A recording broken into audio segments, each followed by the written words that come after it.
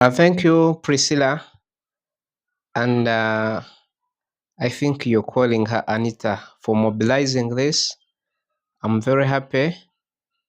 Just I request that maybe people may want to see my face. I don't know if it is able to be seen. They say, but Uh-huh. it's anyway, on my side, I'm only seeing the face, a small face, and then the eyes, and then the ears. I'm not seeing the nose. Unless you do like this, that's the whole session. I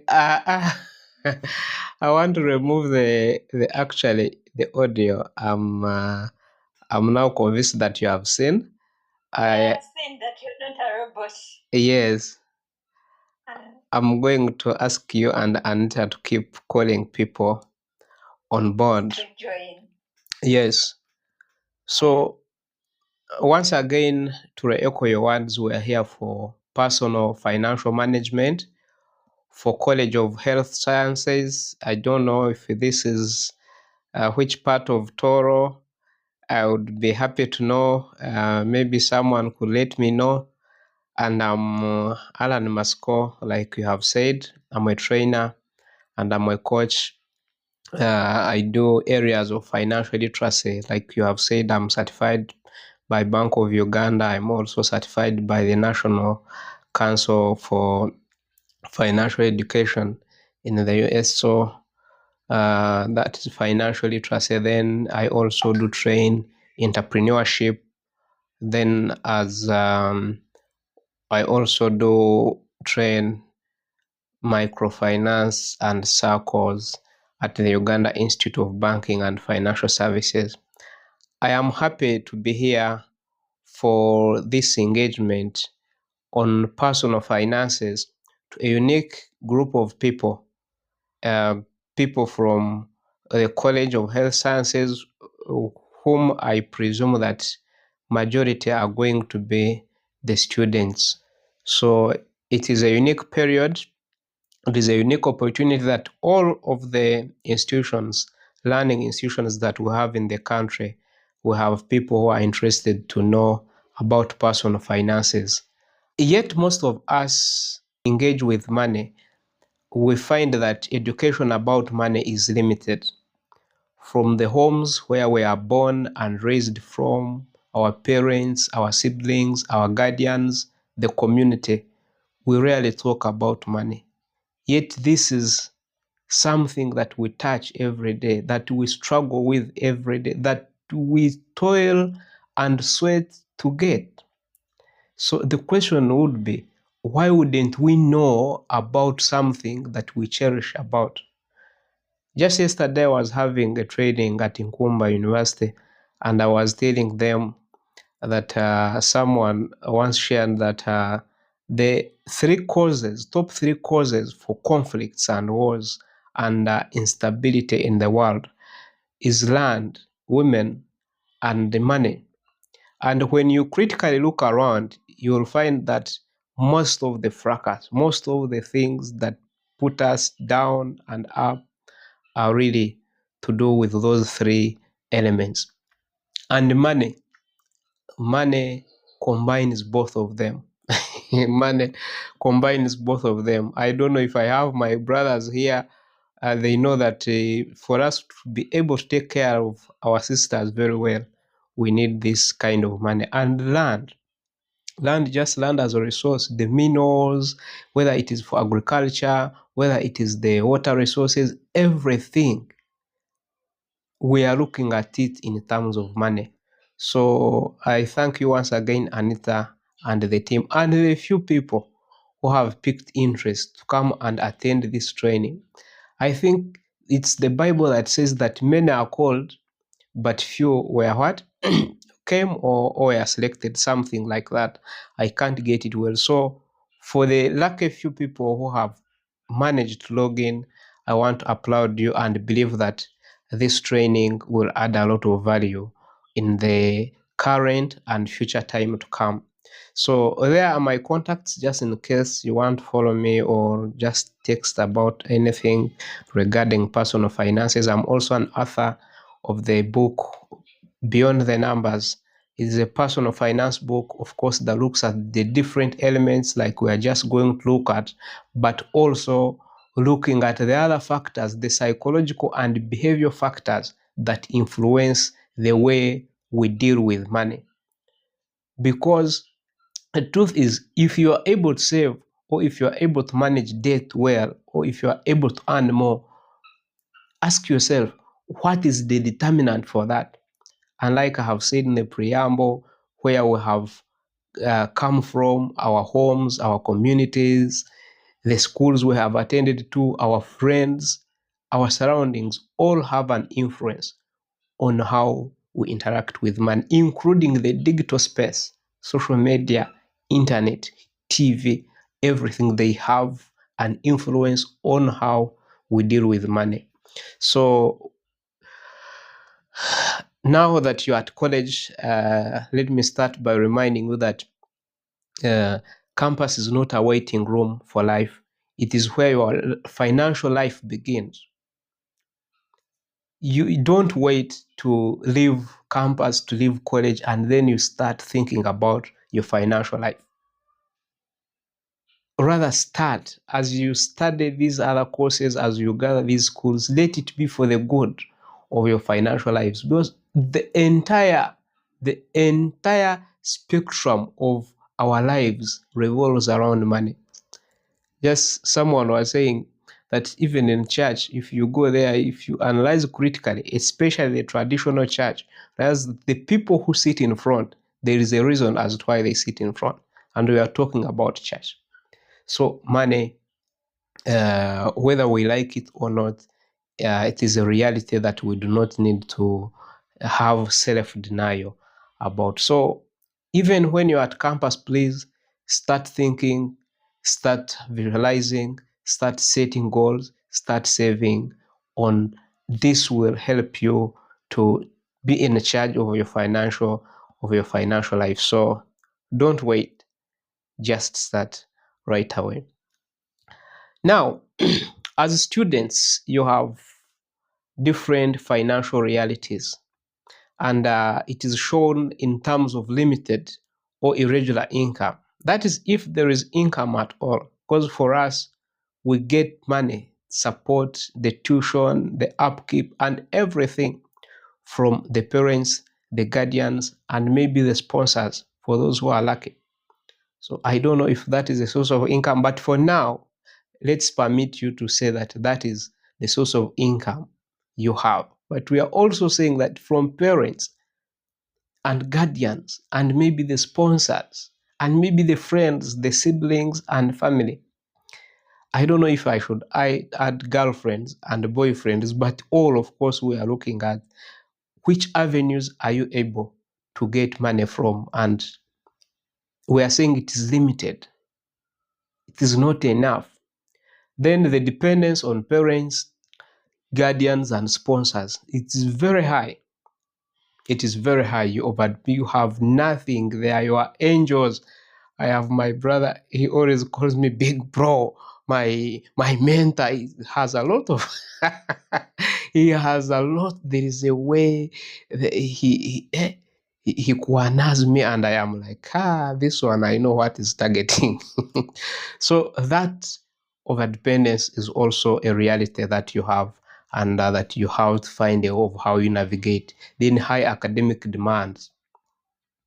Yes, leave alone the food and the rent. You have photocopying or producing the different learning materials. I remember, you can look, if you're not at a learning institution, if you're not at campus, photocopying or producing just a handout is an easy thing. But when you are there, I don't know what happens.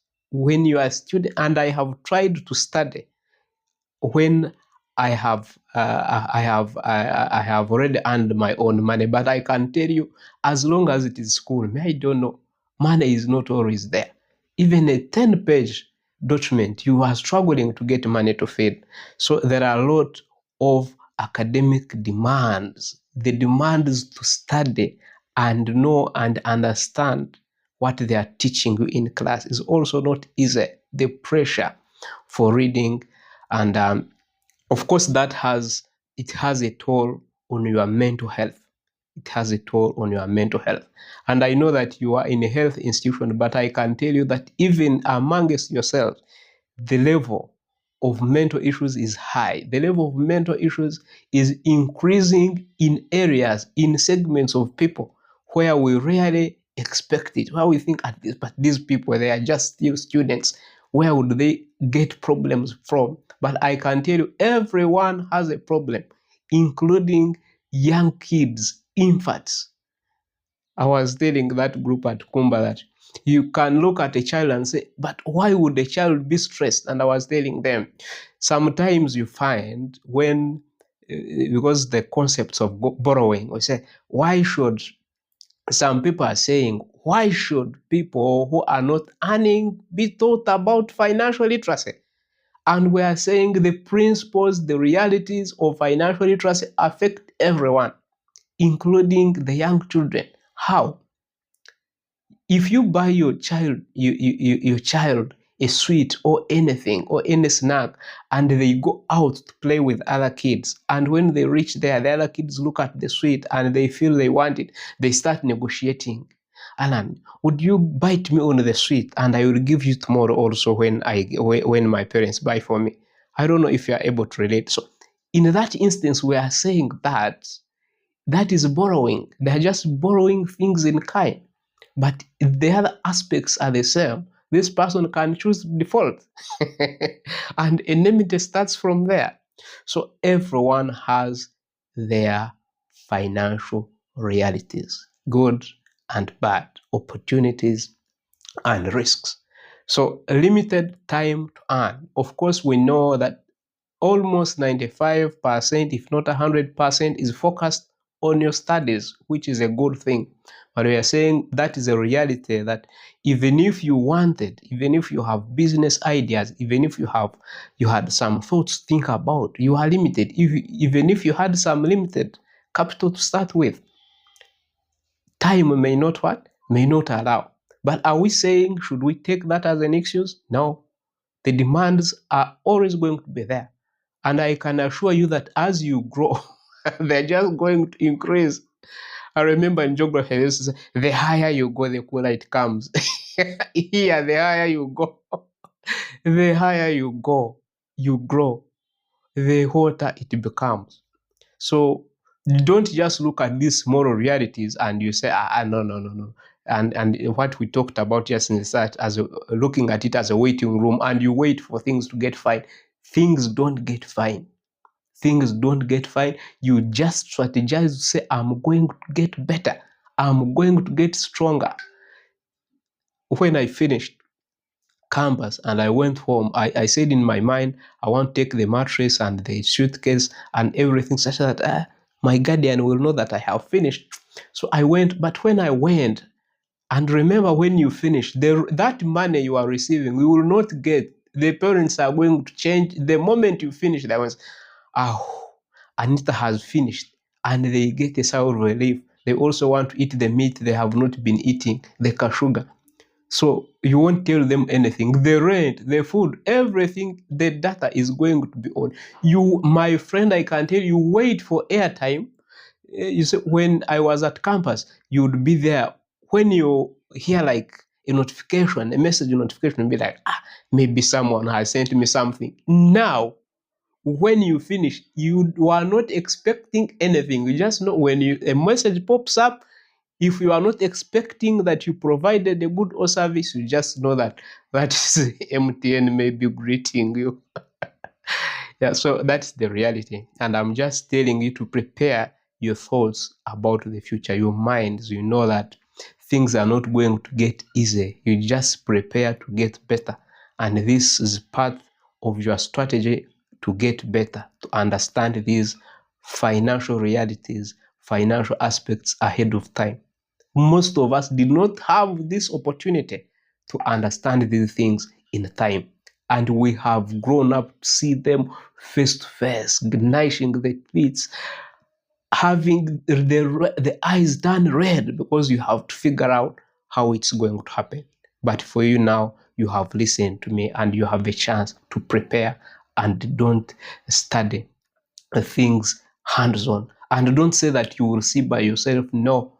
Someone was saying that the reason we go to school and do all this learning is to be able to study from the experience of others. Because you cannot have that longevity. God cannot give you that longevity. Say, I'm going to live long that I will experience everything on my own. So if you have an opportunity like this to learn from someone else, please do. And I am going to make a prayer. Even regardless of this, go ahead and teach yourselves about the different skills about financial literacy, because this is something that you will not avoid. Of course, the daily living costs, the food, the upkeep, different realities. Most of you, some of you come from well-to-do families, others from middle-class families, others from poor and struggling families. That even when you are at school, actually, your siblings who are also in secondary are expecting something from you, including your parents and guardians, even though they are not telling you. Yeah, so that is how do you navigate all that? Academic related expenses, we have talked about them, the data to attend virtual sessions may be like this. Of course, this is for your own choice, but I could imagine you need the data to do the different research, to buy the learning materials and so forth. The social and lifestyle expectations, which have been worsened by the Gen Z generation, where for us, I'm a millennial. And when we were growing up, these millennials, but we have had the Gen Zs to show us that the millennials were actually gumite. They were hardliners. So we are into a generation, we are into the information age, information technology, artificial intelligence, and all of that, it increases the lifestyle expectations, the real life expectations. You look at the social media, you look at some photos and you say, this one, Priscilla is doing good. And all that, it enters your brain and it is raising your expectations, and you cannot know what to do. You are at campus, you are coming from an average family, from a struggling family, and then you look at someone who maybe has or supportive parents who are able to provide, and you say, what is this? So all of those are pressures that you have, but you must fine-tune your mind, including those who are coming from well-to-do families. What we have seen is that it doesn't matter which family you come from. It matters a lot. What is your mindset? What goals have you set before yourself? Maybe what prayers are you praying? What hard work are you doing? Of course, I also say smart work. Sometimes hard work is not enough. You also need to work smartly. Then the unplanned expenses. Everyone has unplanned expenses, emergencies, things that will just fall like rain, things you haven't planned, and yet when they come, for example, if you got malaria, are you going to say that I don't have money? No. Even if it is just cough, just going to find a way of how you are getting out of that pit. And many other things. Maybe you are here and you lose someone in the village. Are you going to say, you send the money when they are preparing for the funeral, to meet the funeral expenses? So there are all those unplanned expenses that are going to come up, especially for us as Africans who are still struggling to be disciplined, that even things that should not fall as unplanned are falling as planned, as things that should be planned are falling unplanned. I was sharing with a group recently, I was asking, where should we put school fees? Is school fees a planned or unplanned expenses? And it was 50-50. Some people were saying school fees should be a planned expense. Others were saying it's unplanned. But what's the problem? The problem is we are Africans. We want school fees to just fall like that. But in actual sense, school fees should be planned. You should know that next time I have my children who are going back to school, and you say, where will I get this money? But you allow time to pass, time passes, you continue living in hope. and then you reach at the time of children going to school and you don't have school fees. So it becomes an emergency, but in real sense, it shouldn't have been an emergency. The different financial institutions are providing opportunities for saving for school fees. If for your children, you can open up an account when your child is still crawling. And as they get to higher levels of education and these learning education expenses are increasing, you also you are saving ahead of time. And it is important. This financial message is helpful when you start acting on it when you are still young. When you get old, you tend to work on pressure. So we are saying personal financial management is the strategic ongoing process of planning and controlling your money to achieve stability and long-term life goals. Everyone has life goals. Everyone, including someone who is on a deathbed and they are counting the time, the clock is ticking, but they still hope. They still hope and they are planning that God is going to get me off this sick bed and I'm going to be fine. Including the mad people, including the children, the people whom you look at and say, this one, they can't have life goals. Everyone has. But how do you achieve them? You have to strategically plan you for a look into the future, and you say you design steps. You say, I will move from here. I'm going to leave College of Health Sciences. Then I will go here. I will start working here. I will do a side business. You all do that. You say, I will marry. Or I will get married. We will engage into this. You try to forecast into the future, and then you control. You be in charge. So it is about managing money intentionally. Acting with intentionality means that you have a purpose, you have the goals, you have the vision you are looking onto. The vision and the goals are important because they give you a sense of direction. They act like a compass direction, telling you, go this side. If you want to get distracted, you say, but I promise myself I have to do a business empire. So managing money with intentionality is also about aligning income with needs and goals, your desires, your wishes, everything what you hope for. It is what you are translating into goals and objectives, and you act on that. That is personal financial management. Then making informed financial decisions. Mark the word informed. You're not doing guesswork, you're doing informed financial decisions. Informed, you have data, you have knowledge, you have the confidence of knowing that I'm making this decision with confidence. So the risk becomes low. But some people want to invest recklessly. You get all your money, you put it into a business you have zero knowledge about.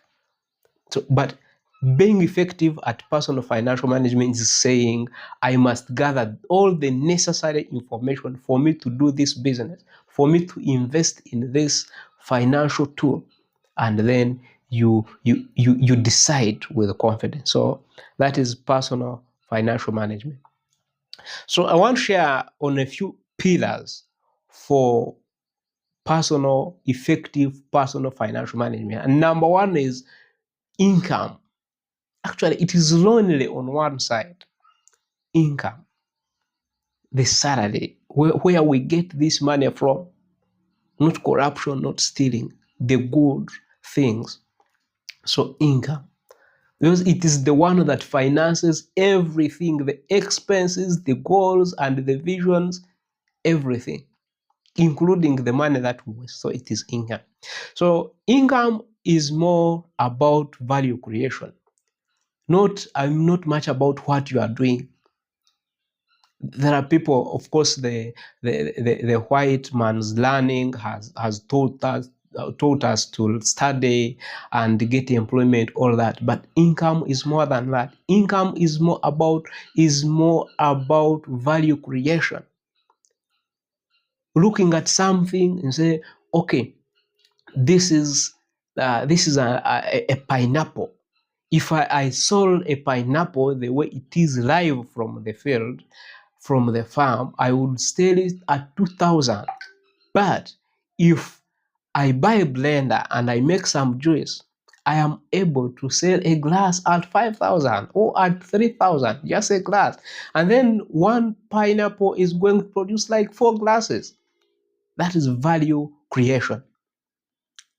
Even going to college, your parents, your guardians are adding value to you such that you know more, you get more skills. That is value creation. That you look at something, you look at its current value and say, what must I do? Should I do branding? Should I reprocess? Value creation. Even at work, we will see that people will pay when you are more valuable. When you are more valuable, you can negotiate. You can. We have examples of people who have said, "I want to go to work in another area." They say, "Wait, how much do you want? Mention it," and they can't allow that asset just to leave. Why? Because they have focused on adding value. And part of adding value is that you are at the College of Health Sciences. Part of adding value to yourself is attending to a session like this. The data you are putting, knowing that I'm investing this data in exchange for knowledge. So even as a student, you can earn income. Don't say I'm a student. Please, your opportunity could be when you are a student. You can wait. I don't know if they say in my language, my Ruchiga language, they say nindilire akachumito muchela. A man went to hunt and waited and waited and waited until the animal passed and he had to spare the what? The tail. So you don't know when God creates you, you don't know where your chance is. That's why you keep searching for opportunities. So your opportunity could be right at campus. So don't wait to leave campus. I remember right in O level, of course, given the fact, given my background, I learned that if I go to school, what do I have to do? How do I survive? And then when the shoes could get stolen, you know that they are not just going to buy other shoes. The money is not there. So I had to innovate and get the syringe and the thread. And I started working on my own shoe. And what happened is that people seeing you making your own shoe and they bring their shoes. I started earning while I was still in O level. I started earning while I was still in O level. Let me check the okay. I was checking the message. So I started. Then you get other people, they also give you theirs and you make, and you get the 300, the 500 to buy the avocado and all the other small needs you have at school. So you can't wait. Then when I went at campus, I started with coursework. When I reached there, in our generation, we did not have much computer skills, and what we do, I had a friend called Harmony, then there was David has a stationery. Harmony had a computer at his home, so I could go and ask at the stationery, do you have work to type? And I started typing, and I got to know people knew that I knew computer skills. I got computer skills. So when we would go to class and they give us a coursework, especially a group coursework, I know that there is Wi-Fi. I go to the computer lab, I surf, I do research, and then you have, if you are 10 people in a group, you're saying, give me 1,000, give me 1,000, and you get 10,000. So what happened is you are saving around 9,000. Then I started making money. Then I had a friend called Gloria. She had a skill. I think she was so smarter mentally than most of us, but she was my friend. She said, Alan, she started like a small kiosk making chapatis and samosas, and I had to support her waking up early before we go to class at 4, at 11, making samosas, making chapatis. And you also get there Kalito. But in her case, she was making a lot of money. And she graduated into making a restaurant. Then I remember I had to think the other while at campus. Then I got a school and I started teaching geography. and all that. Then I graduated from making courseworks for people who are not able. Then I graduated to making internship reports. Then I started making research proposals and research reports, and all that you're earning. And guess what? I bought my first laptop through the money I was making at campus. My graduation party, I used my money at campus and in village. I went in village, I did Thanksgiving using my own money. My guardians, I transported them from Kanungu to Masaka on graduation in my own money. Everything. My sister from Chigali to home, my own money. I financed everything. I opened my first bank account. I saved the money. When I finish all that money going back to the village, coming to Kampala to figure out how I'm going to look for jobs, all that was because of the money that I made while I was still at campus. Then as soon as I had finished, they stole. I don't know how it happened. They stole all my belongings, my karom, those rooms. Someone came, passed through the window, everything he took, he or she, but that must have been a he. I think it must have been a he. And I had searched for Missouri. And what rescued me? It is the little money that I had saved. And that night they stole me. I had a friend called Ambrose. He was coming also. So I said, can I stay at your place? And he came and they stole everything. And then I went to the bank. I withdrew the money, gave him transport, bought him some new clothes, and life moved on. What am I trying to say? Don't say that you are a student and therefore you can't earn. If you are to make it, you must be sharp and smart to look between opportunities. So, of course, relying on a single source of income creates financial vulnerability. Financial vulnerability. There is friends, there is nothing as bad as being vulnerable. Financial vulnerability is bad. When you're earning from a single source of income, you are vulnerable. Kind of employees, the only thing they are expecting money from is the salary. And if they delay paying by one day, fracas, everything is falling apart. But if you have an alternative, if someone has promised you money, you are patient and you are not going to have that mental torture on your mind. And you are health people.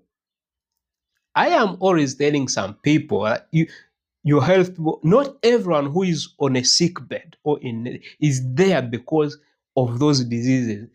In most times, the financial realities come in terms of pressure, in terms of hypertension, all those headaches, and they complicate. Because everyone, I am not a health person, but sometimes we are there arguing and say, but do you know that everyone has their underlying forms of sicknesses? And when you get all this financial pressure, it compounds and ignites those things. And someone is on bed. The malaria that would take like just a week is taking 2 months. Just because of what? Of money. So even small income streams help reduce pressure. Don't say that you must earn big. No, the little. They have to be very many coming from different directions. But as long as there are many, they are going to be helpful. Even if it is 100, even if it is 1,000. Whenever someone tells you that this money is little, you ask them, if you are saying 100 is little, do you have it and you give it to me? If 1,000 little, you ask, if it is little, for you give it to me, for me it will not be little. So there is no small income. Acquire more skills and knowledge. In the health fields, you are start acquire more knowledge about health. Be an expert. Be a health expert. Look at the different aspects.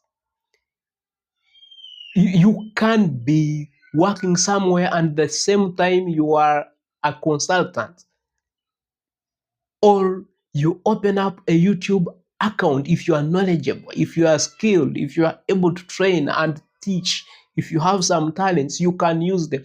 Acquire and nurture your talent and skills. Know about health. but know also beyond health.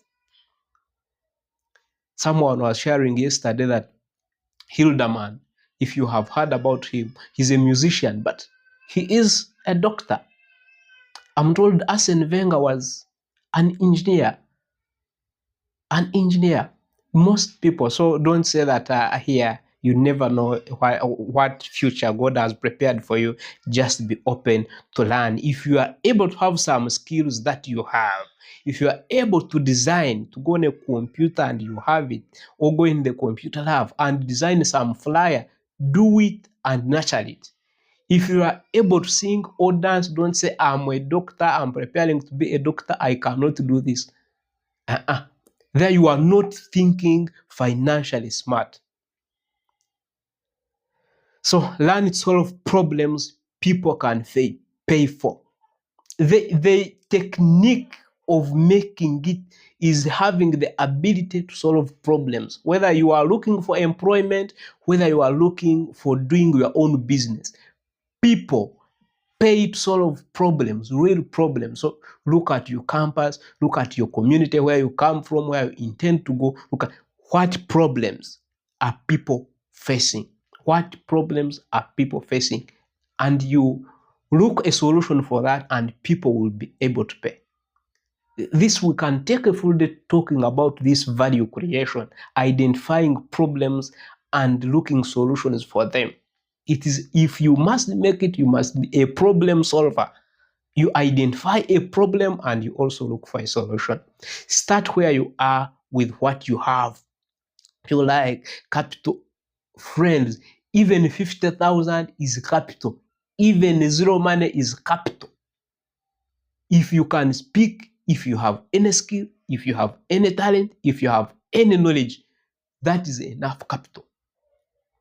In the Bible, there is a story where they say that a woman had just lost a husband. So he came to Elisha, Prophet Elisha, and said, I lost my husband. And then Prophet was like, what do you have? And we can start from there. He said, I have nothing except this jar of oil. He said, bring it. She brought it. And then he said, go to the neighbors and bring as many jars as you can. The woman, I think she said, this man is crazy. Then they went. Then he was able to reproduce. What am I saying? What you have, use what you have. So Prophet Elisha said, what do you have? If the woman had nothing, probably, I don't know what would have happened. But he said, I have a jar of oil. For you, what do you have? Is it knowledge? What do you check yourself critically and say, what unique thing do you have? And you look at it. That's another story about the 5 talents. I don't know if you have heard about it. It's always a popular Bible story. It's a powerful investment tool that a boss gave 5 talents to one servant, 2 to another, and 1 to another. Then the one who had 5 reproduced and got 10 in total. The one who had 2 reproduced and got 2 in total. And the one who had 1, he went and hid it and protected it. And when the boss came to ask, what did you do? The one for 10 said, here you gave me 5, I have made more 5, here it is. Say, well done, servant. The one with 4, he said, what did you have? You gave me 2, I have 4. The one for 1 said, I knew that you are a very dangerous God, blah, blah, blah, blah, a bad man. So I went and hid it. Here is the 1 talent that you gave me. And they snatched it away from him, and they gave it to one with him. And they said, whoever has will be added on to more. And they say, if you can't use little, you will not be able to use more. That is a powerful financial principle. That if you cannot manage 10,000 effectively, even 1 million, you can't. These things happen. If you look into your community, your friends and family and neighbors, you will see that there are people who have gotten the money and it has just passed as river going through a valley. Why? Because they do not have the principles. Personal financial management is about building the principles and the habits and the discipline. So start where you are. Don't say, I don't have this, I come from this background. Just start with what you have. Maximize your immediate environment. Don't think about far away. Looking at your immediate environment, College of Health Sciences, and what can you do? Whenever we go for entrepreneurship training sessions, I sometimes give the participants an activity. I say, now we are here for 3 days. Tomorrow, come up with a business idea, look around and say, what service can you provide? And these young people, they are coming up with very unique ideas. Find someone selling sweets.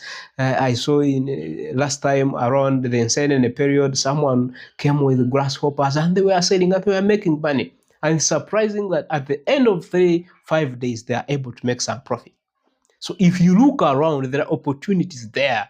If you can't see opportunities right where you are, trust me, even if you go to America or Europe or to Kampala or anywhere, you will not see the opportunities because you don't have the lenses, you don't have the glasses.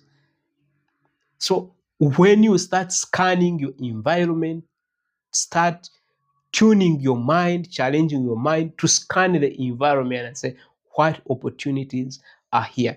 And when you identify, exploit them. Exploit them. Don't just identify them. Identify and take steps to practically exploit them.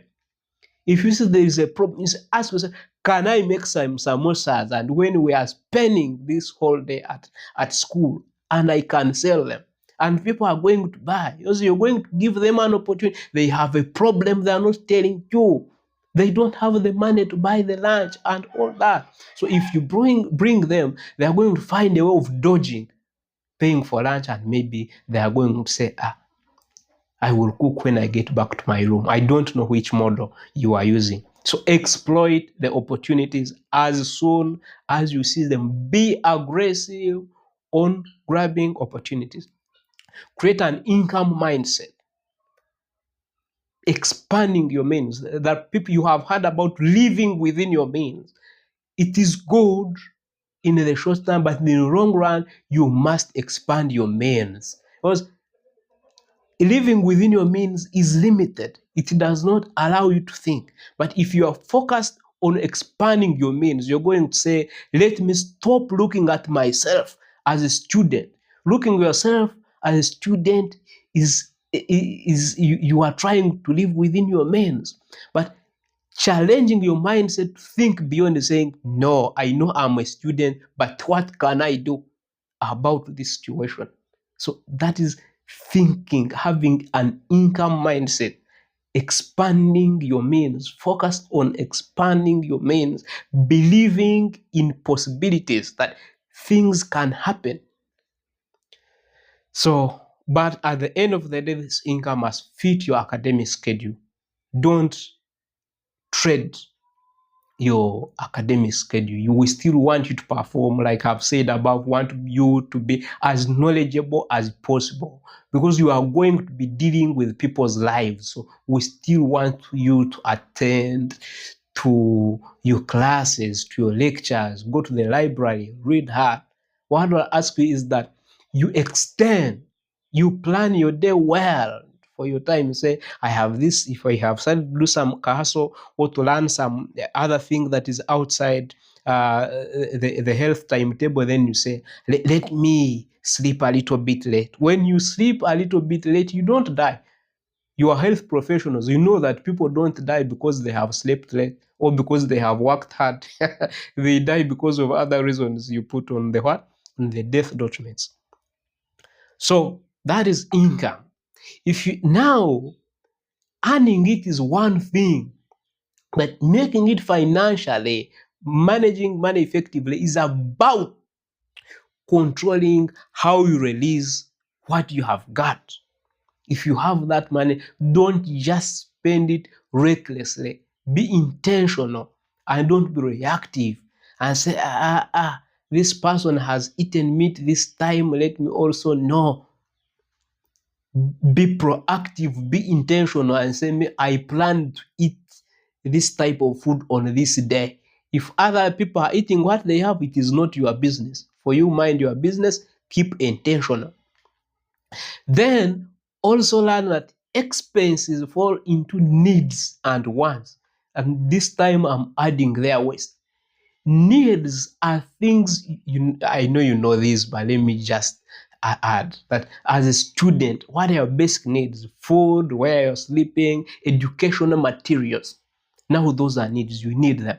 The transport, all those are needs. Then the wants, you want to go out, you want to change on the portion, whatever you are eating, it's important. That falls into wants. That if you don't take them, nothing will happen, you will not die. But for needs, if you don't take, my brother, my sister, it is easy for you to die. Very easy.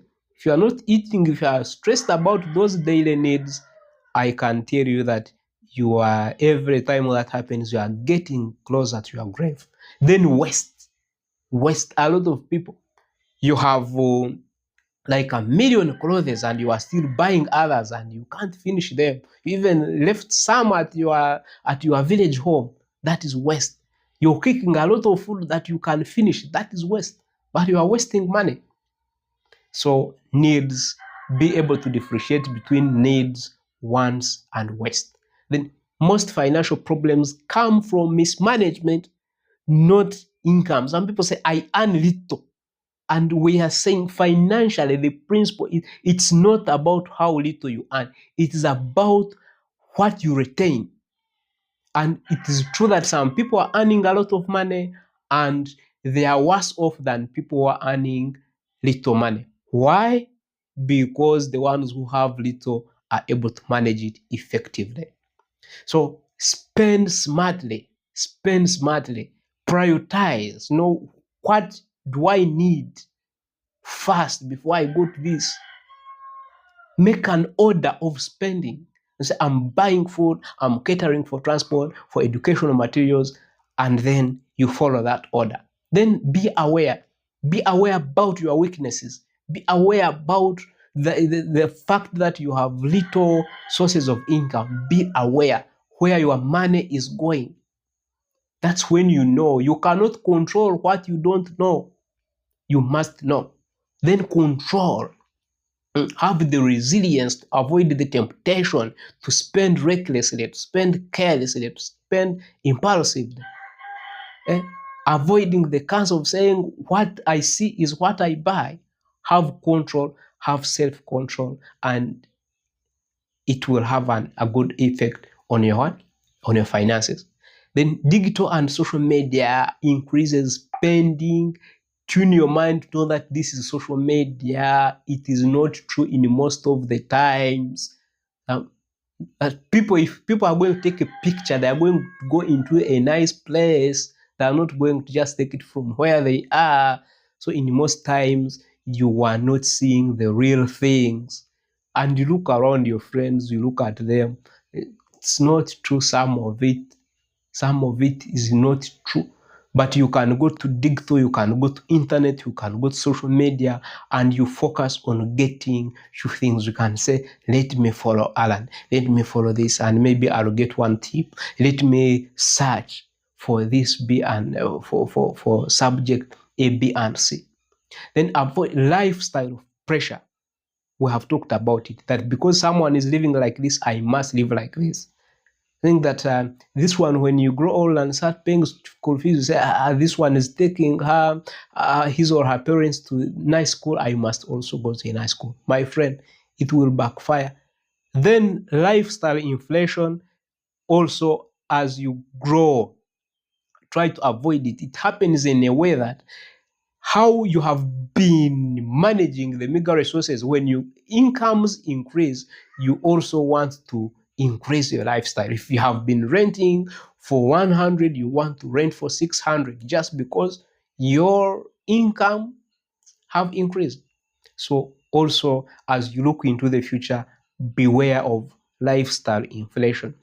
Just because you afford it does not mean that you should buy it. Avoid that temptation. So in short, spending is about delaying gratification, avoiding unnecessary repetition of expenses, buying this when you still have it, and aligning spending with priorities. Which things are most important to you? spending is a very, very key aspect you must be in charge of if you're to safeguard the little money that you earn. And the reality is the side of income has less streams, but the side of expenses, it is, if it was a pipe, the side of income is like a syringe. It is bringing in droplets, but on the side of expenses, it's like a pipe that has burst. Water is just flowing out mercilessly. So spend smartly, my friend. Save for the future. Save for the future. Save for the future. When you save this money now, today, it will save you. And saving, like we have said, is not about how much you earn. It is about discipline. It's about forming positive habits. And in these habits, it would be better if you start forming them when you are still young. On that command that they give, instruct your mind and say, I'm saving this percentage, such that by the time you start earning a lot of money, you have already constructed second nature. Your brain knows, if I earn, I must save. So we save because of the goals that we want to achieve, but also of the emergencies that could come, the unplanned things. You save for the rainy day, for the things that could come when you are not aware. So do not wait to save when income increases. If you get 1,000, just instruct your mind and say, I must not eat 1,000. Let me get somewhere, even if it's a piggy box, a piggy bank, and you say, I'm putting there 100. Do it. Do it. Because when you do it, like we saw on the principle, if you are able to save when you have little, it means that if you get much, you will also be able to save. But if you are not used to saving, even if you get much, you are not going to be able to save. So start small, but be consistent. Saving is about consistency. It's not about how much you put. It's about how often do you put. So build that habit. Savings creates security, independence, and flexible. When you have savings, you know that you are secure, you have what to eat, you are not worried, you are independent. You are independent. Even if you call home and the parent or guardian is not responding, at least you know you have a fallback position. If you are a lady and you know that you have saved something, you are not going to have different men bossing around you. But if you don't have anything, you're just going to be vulnerable. So, and flexibility, you have options. You can choose to say, if you have saved, I can do this, I can eat this, I can change this. So you have multiple options you can play around with. Then we have said you also have emergencies. Check around, what kind of emergencies do you have? You also have emergencies. So savings will reduce on this borrowing. Because if you have not saved and get an emergency, you are going to go to your neighbor and you tell them all your problems. And you never know if these people want you in a problem. So you tell them, you see, and you start lying for your parents. You see, my parent is sick, he's not able to send me money. You are deceiving that they are sick when they are not. You start announcing that people have died when they have not died, just because you are speaking a lot to get this money. You go to Wewele, you get money, you go to MTN, you start going to those quick learning apps, and then you become entangled in a web, in a cobweb of what? Of financial problems. So key principles: save for a purpose. Have a purpose. Know that I'm saving for this. I'm saving for emergency. I'm saving to open up a bank account. I'm saving to start my small business. So have a reason for why you are saving. Having a reason helps you keep grounded. When you have the challenges, you get the motivation from the fact that you have a nice place where you have said, I'm going this side. So save before spending. This is the principle. If you wait to save after spending, nothing will be left. Nothing will be left. Also, I have said the number of things spent on are just very, very, very many. So the trick is save before spend. If you wait to spend before to save after spending, I just can be sure that you are not going to be able to save. Save as soon as you earn. Once you get that money, when you are still hot, save. Don't allow the coldness. You will start thinking and have very many wild ideas on how you can spend that money. But if you have opened up maybe in a nearby circle or on a platform like MTN, or in a bank account, or in a village savings, maybe you are into a village savings back at home, do that. So save as soon as you earn. I remember at campus we had these associations, the regional associations where we came from, and we were still saving. We are still saving monthly and the cash round bit. So you still can choose to do something when you are there. So we have talked about consistency. For now, focus on consistency. If you are able to save 500, if you say I'm saving 500 each and this, if you say I'm saving 20% for every money that I get to do that, be consistent. Savings is a huge foundation for everything, for life, for future investing, for a lot of things. It is the future. Because if you are not saving, you are going to borrow. For most of us, the common people, we have those two options. Either you are saving it or you are borrowing it. Borrowing it has its own ugly realities. So making wise decisions, we're about to finish, don't get worried. Set clear financial goals, short-term goals.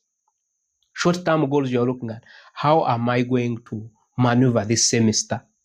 You look at that and say, this is what I'm going to do. And in the long term, you say, after 1 year, what next? So you're saying, apart from this, let me also enroll for a leadership course. And some of these courses are free online. As long as you have data, you go and you enroll and you start. So set financial goals and say, what do I want to achieve? Do I want to upgrade when I finish a diploma? That I will start working, then as I work, I also enroll for this. You start now. You look into the future. You look into the future and you say, I have taken this path, but I want to go for bachelor's, I want to go for master's, I want to go for PhD. You start it now. You look into the future and you say that we are in 2026, but in 2036, where will I be? Will I be having a job? Will I be having my own clinic? Will I be married? Will I have constructed? Will I be progressing? You look into that and you figure it out. The way God has created us is that when you do that, your brain starts conniving with you to prepare for that journey. But if you are waiting for things to happen by chance, my friend, anything can happen, good or bad. So think through the long-term impact of your financial decisions. Know that if you can't suffer now, you will suffer in future. Because this little money we're telling you to save, if you compound it, if you look at the time value for money, that you will realize that the 10,000 you have now is much more powerful than the 10,000 you will get in 5 years to come. So the time value for money suggests that if you handle it well, even if you have 10,000, you save 10,000, you raise it to 100,000. In future, 100,000 will be less than the 100,000 you're able to do now. Then if you start saving early, you are not saving on pressure, you are saving little. But when you wait to grow up, you will start acting on pressure. And when you are acting on pressure, you are most liable to make mistakes. Imagine you are on pressure and you're working on a patient, and the chance is very high that patient is not going to survive. That's what happens also in finance. That if you don't plan very well, assume it is like a surgery, you must prepare. If you forget a syringe or a glove somewhere else and you have started on the operation and you want to mix the things in between, you are going to act on pressure and you make a mistake. So it also happens. It can happen in finance. But the death with finance is that it happens gradually. It starts with headache, losing sleep, a little stress. Then you go to high pressure. Then you order that. Let me not scare you. So slow down avoid making big financial decisions in haste. Take time, gather information, take your time to decide. If you are making big financial decisions, audit your finances, look back and say, but this money, I got 100,000 when I was coming from home. Where has it gone? Ask yourself, where has it gone? So do that. Track your income, track your expenses to understand your situation. Know where this money is going. I was making a TikTok video and someone commented, but Chief, they are saying that if you want to know where your money is going, you can even run mad. The truth is, knowing where your money is going can be a little uncomfortable, because after some time, after you have spent, you realize that you were an idiot. You spend like an idiot. You spend crazily. So you start having headache. So the best way to avoid that is not to dodge to know. The best way for doing that is to know that, let me know such that I avoid making stupid and silly mistakes. And you stop being a financial idiot. Seek for knowledge and expert advice. This knowledge you are getting, buy a book, get to learn about finances, ask experiences of other people, and you learn from that. So before spending, ask yourself, is it necessary? Was it planned? Or what is the alternative? If you don't do that, what else can you do? Then beware of risks that could come, especially for bad debt. If you don't want to save and you are going to go in debt, debt is a cancer, my friends. If you have studied about different kinds of cancer, debt is also a cancer. It also has a cancer. If you have tested it, it can cripple you and you go into that vicious cycle of borrowing. And it comes up with other ways it can influence you negatively in your financial decisions. And so decision making improves with the experience. Experience comes from taking opportunities, going out of your comfort zone, and you start doing things, you learn. You're going to make mistakes, then learn from the mistakes. But also take an advantage of learning from other people's lives, your siblings, your parents. Know that these are the mistakes I grew up seeing my people commit. I will not commit them. I was sharing a story about two boys who grew up with the same father, but they came up when they matured to become two opposite personalities. The father was a drunkard, beating the wife at home, a drug abuser. So one child took that route naturally. He said, this is normal.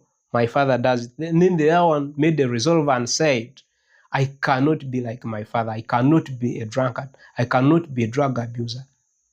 I cannot be beating my wife every now and then. So he became the opposite.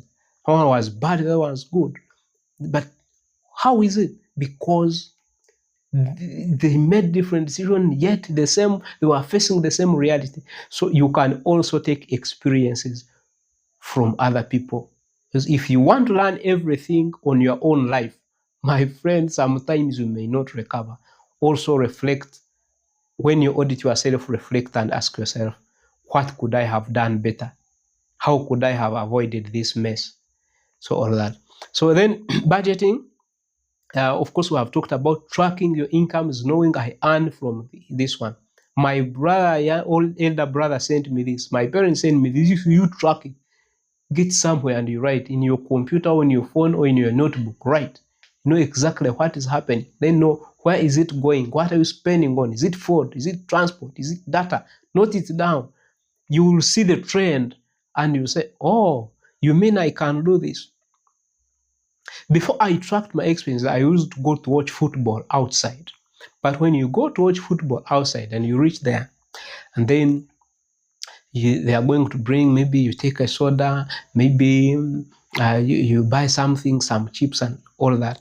So maybe 10 or 5,000 is going, or plus, depending on which place you are in. Then maybe if you are watching Champions League or the football is at night, you have to put transport, and transport at night is premium. But when you track, you find that your money is going high. But then I realize that if I buy a DSTV and I'm watching from home, it is going to be a little bit better. You're saving. although you're spending that money in a lump sum. So that's when, then on that also I realized if I'm buying little, I'm spending a lot. The only advantage I have is that I don't know how it is going. But once you track, I said, no, let me buy monthly. I started buying monthly. Now, because like now I'm here doing the videos and all this, you also realize that data goes along. So I started buying unlimited. When I'm having sessions like this, even if I have like 3 in a month, I know that I cannot buy data lessly. So I strategize and say, let me buy unlimited. And I do everything that I want. So when you track and you know and you understand the trend, you are able to strategize on how to put things right. Set goals, we have talked about setting goals. Categorize spending, what are needs, what are wants, and avoid waste. Use the 50-30-20 rule. This is a budgeting rule that helps you, give you a guidance. 50% you spend on necessities, the needs we have talked about, food, utilities, food, data, transport. If it's for study purposes, the study related expenses, all 50%. So if you are having 50,000, it is suggesting 25% should be on necessities. If you are exceeding that, you know there is a problem somewhere. Then 30 for discretionary, for wants. You want to go out, you want to do something to feel good. It's also important. Always say don't save to starve, don't suffer. Also don't suffer alone. So this 30% you can also use it to meet the desire. So if you're having 100,000, that 50%, 50,000 you have spent it on basic needs, then 50% on discretionary or wants, things that you can choose to do away, but are also important for our brain, for our feeling good, and for enjoying life. So that happens. Then 20% for savings. That if you have 20,000 must go to savings. And the best way for the other principles for savings is that take it away from you. You can't keep looking at your money and you think you are saving. No, if it must work, put it somewhere far away from you where you cannot access it easily. Because the way our minds are wired, our brains are wired, if you are looking at that money, if it is easy to access, you will use it. So you don't save on your phone, on your mobile phone. Don't save under your mattress. No. Go to a circle nearby, open an account, put it there. Go to a bank, open up an account, put it there. Many banks, many financial institutions have student-friendly accounts that they don't charge anything. So put it there. But even if they are charging you, I am always asking people, should you rather keep 50,000 on yourself and at the end of 1 week you realize you have nothing, or you can choose to say, let me take to the bank, they will deduct 3,000 for bank charges and I remain with 47,000, which is better? After 1 week to find when you have zero and to find when you have 47,000, even when they deducted 3,000, which is better? So even if they are charging you, I don't want you to have discussed the mindset of living where means we have talked about. You have the mindset of possibilities, knowing that I have put this money on the bank, they will charge me, yes, because they are giving me a service. Then review monthly. At the end of the month, analyze how much money did come in, how much money did I get from my boyfriend, from my family, from Kasaida. So you put it like that. Also, if you're an agent, you know how much am I getting from this, and also what you are putting on your girlfriend.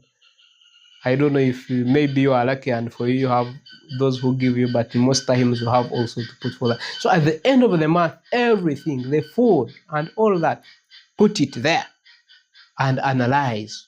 Am I safe? What is your reality? Look for answers for it. Keep it simple. A small Excel sheet, an app, there are apps that can help, a notebook. Me, most times I use my phone because you find maybe I don't have a notebook everywhere I go. You are downtown. So sometimes when I buy my things and I want to note these expenses, I have I have a note in my phone or to my WhatsApp. I can send it to myself on the other number, and then I track. Then when I reach home, I'm able to organize them. So that's what I do. Keep it simple. So those are some of the budgeting tips. So my friends, I want to ask you that we brainstorm and you tell us and you tell me what key takeaways do you have from this discussion? What have you picked? Hi, this is Anita. Yes. Yeah, so I would like to start from the very first slide where you said that campus is not a waiting room for life. It is where financial life begins. Yes. This has really opened my mind. It has shown me that we are not at campus just to focus only on books, but we should also think big. We should think beyond campus, like beyond the health sector. What else can we do? And then we should not wait for ourselves to step out campus. Then maybe we go home or start thinking on what to do. And yeah, I believe as a student who is in their last semester at the college, I believe by the time I complete the few months remaining, I will for sure have changed to doing something. Otherwise, thank you so much. I've learned so many things. If I'm to talk about them, then I would take much time. Maybe I can give some other people a chance to also say something about what they've learned. Thank you. Thank you, Anita. Another person?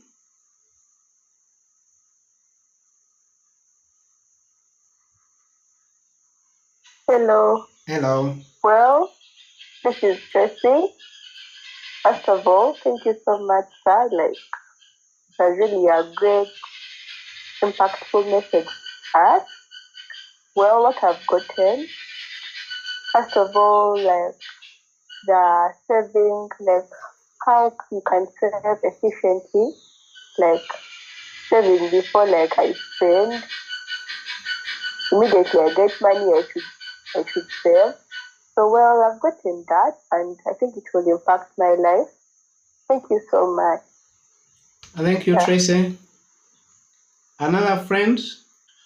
Okay, thank you for the courageous message you have delivered to us. My name is Masaka David, and I'm studying from here at Board of Office. You heard I got from today's courageous message that at times we do get mad at people like you cannot be able to save it. Not because we don't have knowledge, no, that because we have been lacking the knowledge. We didn't know that even the small money we get, we can still have part of it that we can be saving us for our personal use. So I thank you so much for this message, and I believe that we should, in fact, bring more people to this kind of session so that people can know that having much money is the only way that they can save it. Thank you. Okay, thank you. Another person? Hello, good evening. Good evening, Chair. So, this is Becker, and I have just completed from the Soko. But I honestly thank you so much for the words you've given us. And I'm actually a testimony with your words. Yeah? Because as I was at school, I started some project of saving. But as I left school, as some others were looking for jobs, but as I was at school, actually, that made, I think, in the second last semester. So I happened to start up my clinic. So as others are looking for jobs, at least now I'm proud of myself and some other people. And from your speech, I have also learned some financial discipline. Because it is not like everything that comes across you have to spend on it. So, and again, saving as a continuation, saving is so good, and cost helps. There is no money that is saved that is little. even though it can be 50 shillings every day. That 50 shillings after some good period of time, it will be so much important to everyone that will be saving it. I thank you so much. Yes, promise. Thank you very much, our facilitator. I came in late, but at least I picked some few important points. And I've learned that we should save money before spending. And that was a trick that I really didn't know. I used to save after spending, and the little I save is that's what I used to save. But before spending, we are supposed to first save money. And another thing that I've learned is to always track our expenses, always track down everything we spend on, and take note of our expenses so that we see where we put our money and save better. Thank you very much for the time you have given us and for letting us know these important things. About our actions, the very first action I'm going to follow from today is spending on the essential things, like necessary things, spending money on that I've planned for, not just spending in the name of maybe I have money or maybe I have gotten money. Especially, and this is most common in ladies, whereby you find maybe you've seen something good and you really want it, so because you have money at hand, you feel like you should buy it, yet you've not been planning to buy that thing. You've talked about clothes, finding that you've given us an example of clothes, finding that you have clothes to put on, they can work for you, but still because you've seen some fashion maybe trending, you want to spend your money on that. So that's the first action I'm going to do. I'll have to make sure that my money goes to something I've planned for, not something that's not jumping on trends. Then another thing is improving my financial discipline in a way that I make sure before I spend, I first save. Not spending, then after spending, I save, because there is a likelihood of losing everything during the spending. I may end up using all the money during the spending because I may forget about saving. So the second specific action I'm going to do, it is saving before I spend my money on anything. Thank you so much. Thank you, Anita. That is powerful.